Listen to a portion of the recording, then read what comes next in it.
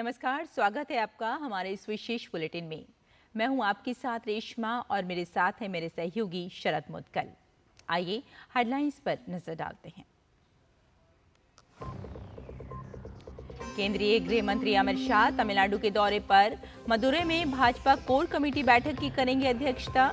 अगले साल होने वाले विधानसभा चुनाव की रणनीति पर होगा मंथन।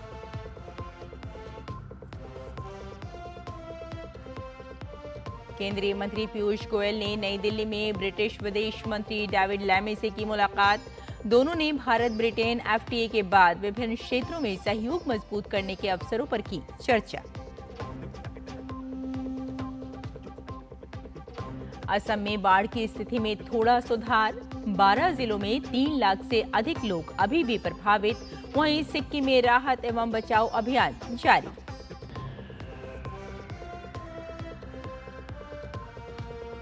ट्रंप और मस्क के बीच आर पार की लड़ाई के संकेत। अमेरिकी राष्ट्रपति ने कहा मस्क के खिलाफ रिश्ता खत्म हुआ।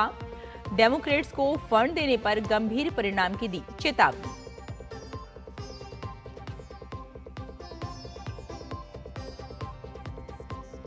और अमेरिका की कोको गॉफ ने बेलारूस की आरियाना साबालेंका को हराकर जीता विमेंस सिंगल्स खिताब। वहीं पुरुष एकल में आज यानिक सिनर और गत विजेता कार्लोस अल्कराज होंगे आमने सामने।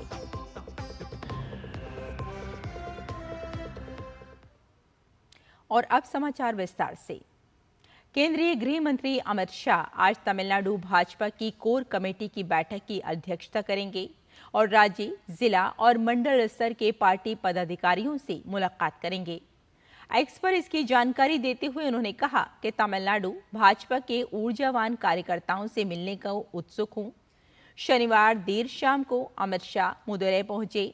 भाजपा नेता तमिलसाई सुंदरराजन और तमिलनाडु प्रदेश अध्यक्ष नैनार नागेंद्रन समेत कई वरिष्ठ नेताओं ने उनका स्वागत किया। पार्टी नेताओं का मानना है कि उनके दौरे से 2026 विधानसभा चुनाव की तैयारी को बल मिलेगा और कार्यकर्ताओं में उत्साह बढ़ेगा।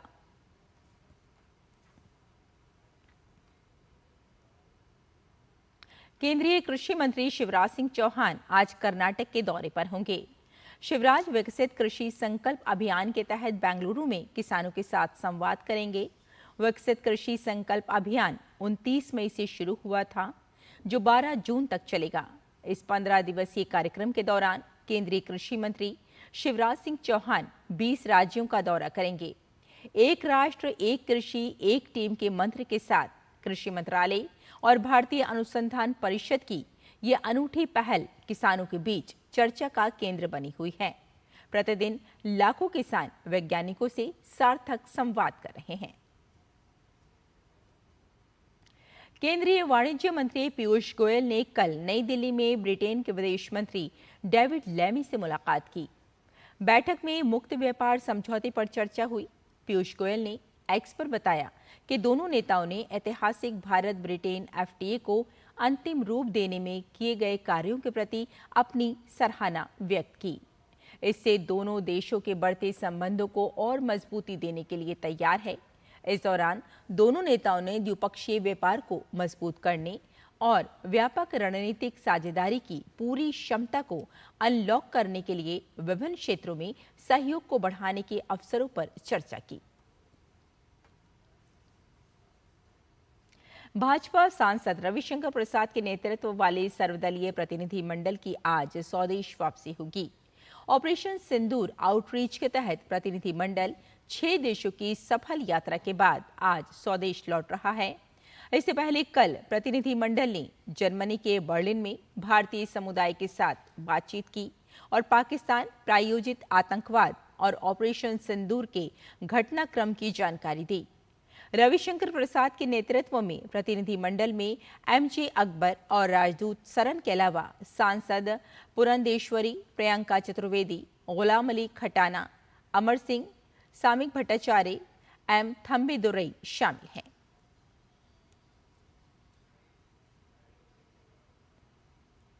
और असम में बाढ़ की स्थिति में थोड़ा सुधार हुआ है। अधिकांश जिलों में बारिश में कमी आई, जिससे कुछ प्रमुख नदियों का जलस्तर घटा है। असम के 12 जिलों में 3 लाख से अधिक लोग अभी भी बाढ़ से प्रभावित हैं। सेना, एनडीआरएफ और एसडीआरएफ की टीमें युद्ध स्तर पर राहत और बचाव में जुटी हैं। अब तक हजारों लोगों को बाढ़ग्रस्त इलाकों से निकालकर सुरक्षित स्थानों पर ले जाया गया है। और प्रधानमंत्री के प्रधान सचिव और आपदा रोधी अवसंरचना गठबंधन सीडीआरआई के सह अध्यक्ष डॉक्टर पीके मिश्रा ने कल सीडीआरआई के सदस्य देशों और संगठनों के प्रतिनिधियों के साथ वार्ता की। बैठक में मिश्रा ने गठबंधन के नए सदस्य के रूप में अफ्रीकी संघ आयोग का स्वागत करते हुए इस बात की सराहना की कि अब तक 54 सदस्य सीडीआरआई में शामिल हो चुके हैं। साथ ही सभी सदस्यों ने विकास के लिए आपसी सहयोग पर सहमति जताई। बैठक में छोटे विकासशील देशों के प्रतिनिधियों का विशेष स्वागत किया गया, जिनके नेतृत्व के बिना सीडीआरआई अपने मिशन को पूरा नहीं कर सकता था। अमेरिकी राष्ट्रपति डोनाल्ड ट्रंप ने अरबपति कारोबारी एलन मस्क से अपने रिश्तों के खत्म होने की घोषणा कर दी है। डोनाल्ड ट्रंप ने इस बात के साथ साथ मस्क को डेमोक्रेट्स को फंड देने पर गंभीर परिणाम भुगतने की चेतावनी भी दी। एक अमेरिकी न्यूज चैनल को दिए साक्षात्कार में साफ किया कि मस्क के साथ उनका रिश्ता खत्म हो चुका है। डोनाल्ड ट्रंप ने अमेरिकी संसद में टैक्स और स्पेंडिंग बिल पेश किया है, जिसका डेमोक्रेट्स विरोध कर रहे हैं। ऐसे में ट्रंप ने यह भी स्पष्ट कर दिया कि अगर एलन डेमोक्रेट्स का समर्थन करेंगे तो ये उनके लिए ठीक नहीं होगा। वहीं एलन भी सरकार से हटते ही खुलकर सरकार और ट्रंप का विरोध कर रहे हैं। एलन इस बात का दावा भी कर चुके हैं कि अगर वो नहीं होते तो ट्रंप चुनाव ही नहीं जीत पाते।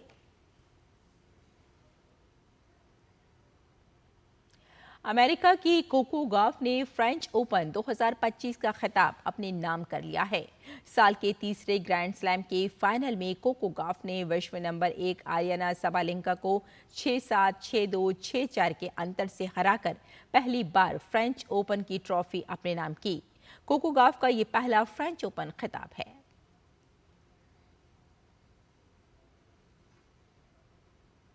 वहीं फ्रेंच ओपन में पुरुष वर्ग का फाइनल मैच आज खेला जाएगा। पुरुष वर्ग के खिताबी मैच में यानिक सिनर और कार्लोस अल्कराज आमने सामने होंगे। विश्व के नंबर 1 खिलाड़ी यानिक सिनर ने सेमीफाइनल में नोवाक जोकोविच को हराकर पहली बार फाइनल में प्रवेश किया। वहीं कार्लोस अल्कराज ने अंतिम 4 में मुसेटी को हराकर फाइनल में अपनी जगह पक्की की है।